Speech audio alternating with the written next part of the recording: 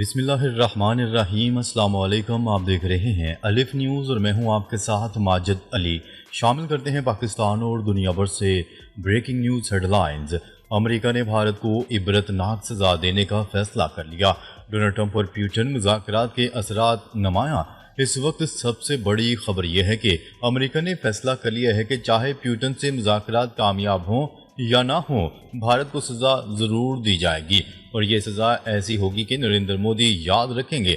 آپ کو یاد ہوگا کہ جب پیوٹن اور ڈونلڈ ٹرمپ کی ملاقات ہوئی تھی تو پیوٹن نے واشگاف الفاظ میں کہا تھا کہ بھارت پر امریکی پابندیاں ناقابل قبول ہیں۔ یہ نہ صرف بھارت بلکہ پوری دنیا کی معیشت کو نقصان پہنچا رہی ہیں، لیکن ڈونلڈ ٹرمپ نے اس بات کو ماننے کی بجائے الٹا بھارت کے خلاف مزید سخت اقدامات کا حکم دے دیا۔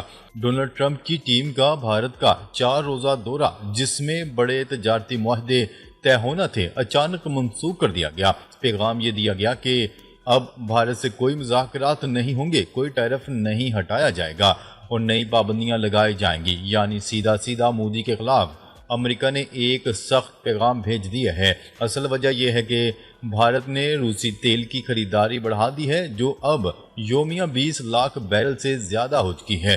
امریکہ چاہتا ہے کہ بھارت پیچھے ہٹے، مگر مودی نے دو ٹوک انکار کر دیا۔ بھارت کا موقف ہے کہ اگر ہم روسی تیل بند کر دیں تو یورپ اور امریکہ بھی روس سے خریداری بند کریں، ورنہ ہم یہ شرط قبول نہیں کریں گے۔ صورتحال یہ ہے کہ بھارت اب چین اور روس کے قریب تر ہوتا جا رہا ہے۔ براہ راست پروازیں، تجارتی معاہدے اور دفاعی خریداری بڑھتی جا رہی ہے۔ اس پورے کھیل میں امریکہ نہ صرف بھارت سے محروم ہو رہا ہے بلکہ یورپ کے اندر بھی آوازیں بلند ہو رہی ہیں کہ ہمیں واشنگٹن کی اندھی تقلید نہیں کرنی چاہیے۔ نیوز رپورٹ کے مطابق امریکہ کے لیے یہ خارجہ پالیسی کی سب سے بڑی ناکامی بن سکتی ہے، کیونکہ اگر بھارت، چین اور روس کا ایک بلاک میں یکجا ہو جائے تو یہ امریکی ڈالر کی عالمی بادشاہت کے لیے سب سے بڑا خطرہ ہوگا۔ خبر کے اگلے حصے میں بات کرتے ہیں۔ پیوٹن نے جنگ بندی کی مشروط پیشکش کر دی۔ فائنینشل ٹائمز کی رپورٹ۔ روسی صدر ولادیمیر پیوٹن نے یوکرین جنگ میں ممکنہ جنگ بندی کے لیے نئی شرائط پیش کر دی ہیں۔ فائنینشل ٹائم کی رپورٹ کے مطابق روس کی جانب سے واضح کیا گیا ہے کہ اگر یوکرین ڈونسٹیک اور لوہانسک کے متنازعہ علاقے سے اپنی فوج پیچھے ہٹا لے تو روس جنگ بندی کے لیے تیار ہے۔ اخبار کے مطابق یہ پیشکش روس کی جانب سے غیر رسمی سفارتی چیلنجز کے ذریعے مغربی طاقتوں تک پہنچائی گئی ہے۔ ان دو علاقوں سے یوکرینی انخلا کو جنگ کے خاتمے کی تقلید سمجھا جا رہا ہے، تاہم یوکرین اور اس کے اتحادیوں نے تاحال اس پر کوئی سرکاری رد عمل نہیں دیا۔ فائنینشل ٹائم کا کہنا ہے کہ روس کی یہ تجویز بظاہر مذاکرات کی میز پر واپسی کی ایک کوشش ہو سکتی ہے، مگر اس میں یوکرین کی خود مختاری اور علاقائی سالمیت سے متعلق بڑے سوالات جنم لے رہے ہیں۔ خبر کے اگلے حصے میں بات کرتے ہیں۔ نیتن یاہو دنیا کے لیے ایک مسئلہ بن چکے ہیں۔ وزیر اعظم ڈنمارک کی وزیر اعظم نے کہا ہے کہ اسرائیلی وزیر اعظم نیتن یاہو دنیا کے لیے ایک مسئلہ بن چکے ہیں۔ عالمی خبرساں ایجنسی کی رپورٹ کے مطابق برسلز میں یورپی یونین اجلاس کے موقع پر ڈنمارک کی وزیر اعظم نیتن یاہو پر برس پڑیں۔ وزیر اعظم نے کہا کہ غزہ میں انسانی المیہ کو انتہائی ہولناک اور تباہ کن قرار دیتے ہوئے اسرائیل کے مغربی کنارے میں نئی یہودی آبادکاریوں کے منصوبے کی شدید مذمت کی۔ ڈنمارک کی وزیر اعظم نے کہا کہ اسرائیل پر دباؤ ڈالنے کے لیے ہمیں دیگر یورپی ممالک کی حمایت حاصل کرنے میں مشکلات کا سامنا ہے، تاہم اس کے باوجود اسرائیل پر دباؤ ڈالنے کی اپنی کوشش جاری رکھیں گے تاکہ غزہ میں ہولناک انسانی المیہ کا خاتمہ ہو سکے۔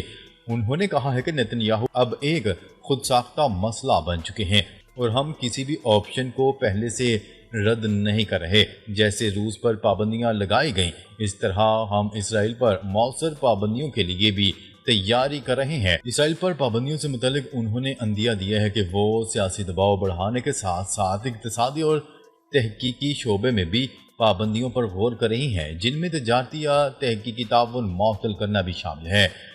ان کا مزید کہنا تھا کہ ان کی اولین ترجیح اسرائیل کو سخت پیغام دینا ہے تاکہ وہ انسانی المیہ کو کم کرے اور جنگی کارروائیوں کو محدود کرے۔ خبر کے اگلے حصے میں بات کرتے ہیں یوکرین کو مشورہ دوں گا کہ جنگ بندی معاہدہ کر لیں امریکی صدر ڈونلڈ ٹرمپ نے دو ٹوک الفاظ میں کہا ہے کہ یوکرین کو مشورہ دوں گا کہ وہ جنگ بندی کا معاہدہ کر لیں۔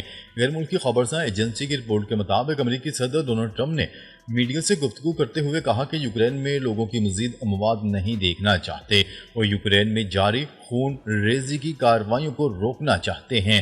انہوں نے کہا ہے کہ ہم روس یوکرین جنگ بندی معاہدے کے بہت قریب ہیں اور یوکرین کو جنگ بندی پر رضامندی ظاہر کرنا ہوگی۔ ڈونلڈ ٹرمپ نے کہا ہے کہ یوکرین کو مشورہ دوں گا کہ جنگ بندی معاہدہ کر لیں۔ روس بہت بڑی طاقت ہے، یوکرین نہیں۔ امریکی صدر ڈونلڈ ٹرمپ نے پاک بھارت جنگ بندی کا ایک بار پھر حوالہ دیتے ہوئے کہا ہے کہ میں نے پاک بھارت سمیت بہت سی جنگیں رکوائیں، Congo, Rwanda, Thailand, Cambodia اور ایران اسرائیل کے درمیان جنگ بندی کروائی۔ اگر میں نہ رکواتا تو پاکستان اور بھارت نیوکلر جنگ کر سکتے تھے۔ خبر کے اگلے حصے میں بات کرتے ہیں غزہ میں صہیونی مظالم کے خلاف اسرائیل سمیت برطانیہ اور سویڈن میں مظاہرے۔ غزہ میں مسلسل ہونے والے اسرائیلی مظالم کے خلاف برطانیہ میں احتجاجی مظاہرہ کیا گیا۔ سینکڑوں افراد نے معصوم فلسطینیوں کے حق میں اپنی آواز بلند کی۔ غیر ملکی میڈیا کی رپورٹ کے مطابق انگلینڈ میں رائل ایئر فورس بیس کے باہر سینکڑوں افراد نے حکومت سے اسرائیل کو ہتھیاروں کی فراہمی روکنے کا مطالبہ کیا۔ ادھر فن لینڈ میں فلسطینی حامیوں نے اسرائیل کو ہتھیار فراہم کرنے والی کمپنیوں کے شیشوں کو سرخ رنگ سے رنگ دیا۔ اس کے علاوہ سویڈن میں بھی فلسطینیوں سے اظہار یکجہتی کیا گیا۔ اسرائیلی فوج کے ہاتھوں شہید ہونے والے صحافیوں کی یاد میں مارچ کیا گیا اور مظاہرین نے غزہ میں نسل کشی بند کرنے کا مطالبہ کیا۔ اسرائیل میں بھی حکومت کے خلاف ہزاروں افراد سڑکوں پر نکل آئے، جبکہ تل ابیب میں مظاہرین نے اسرائیلی فوجی ہیڈ کوارٹر کے باہر شدید احتجاجی مظاہرہ کیا۔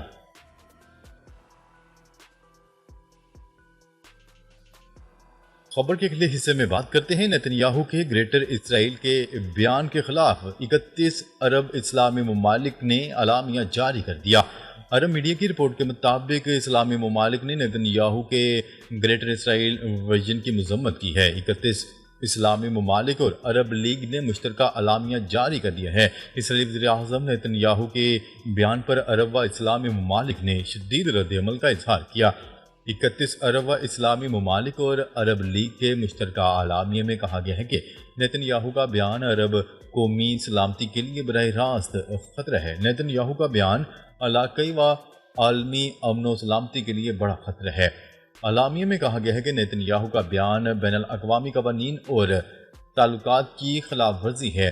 OIC، عرب لیگ اور GCC کے سیکرٹری جنرلز بھی اعلامیہ میں شامل تھے۔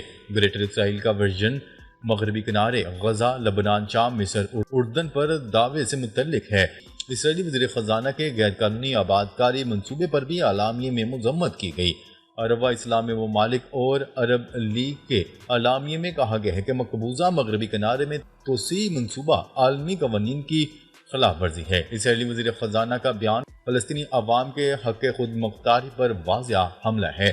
اسرائیل کو فلسطینی سرزمین پر کوئی خود مختاری حاصل نہیں۔ ہم فلسطینی عوام کی بے دخلی کو کسی بھی صورت قبول نہیں کریں گے۔ خبر کے اگلے حصے میں بات کرتے ہیں اسرائیل میں یرغمالیوں کے اہل خانہ کی ملک گیر ہڑتال، نیتن یاہو سے جنگ بندی کا مطالبہ۔ اسرائیل میں غزہ میں فلسطینی مزاحمتی تنظیم حماس کے ہاتھوں یرغمالی اسرائیلی شہریوں کے اہل خانہ نے ملک گیر ہڑتال شروع کر دی۔ قطری نشریاتی ادارے الجزیرہ کی رپورٹ کے مطابق آج یرغمالیوں کے اہل خانہ و قریبی رشتہ دار ملک گیر ہڑتال پر چلے گئے۔ ان کا مطالبہ ہے کہ وزیر اعظم نیتن یاہو غزہ جنگ بندی معاہدہ کرے۔ حماس کے ہاتھوں اسرائیلی یرغمالی شہری کے والدین نے گزشتہ روز اسرائیلیوں سے ملک گیر ہڑتال میں شامل ہونے کی اپیل کی تھی۔ انہوں نے کہا کہ کل اسرائیل میں معمولات زندگی رک جائے گی اور میں سب کو ملک گیر ہڑتال میں شامل ہونے کی دعوت دیتا ہوں۔ یرغمالی شہری کے والد کا مزید کہنا تھا کہ یہ احتجاج کا دن ہے۔ یہ نہ صرف یرغمالیوں کے خاندانوں کے ساتھ اظہار یکجہتی کا دن ہے بلکہ اسرائیلی ریاست کے اخلاقی کردار کو برقرار رکھنے کے لیے مظاہرہ بھی ہے۔ واضح ہے کہ غزہ میں حماس کے ہاتھوں اب بھی 50 اسرائیلی شہری یرغمال ہیں، جن میں سے 20 کے زندہ ہونے کا خیال کیا جاتا ہے۔ ناظرین اب تک کے لیے اتنا ہی، مزید خبریں لے کر بہت جلد آپ کی خدمت میں حاضر ہوں گے، تب تک کے لیے اپنا خیال رکھیے گا، اللہ نگہبان۔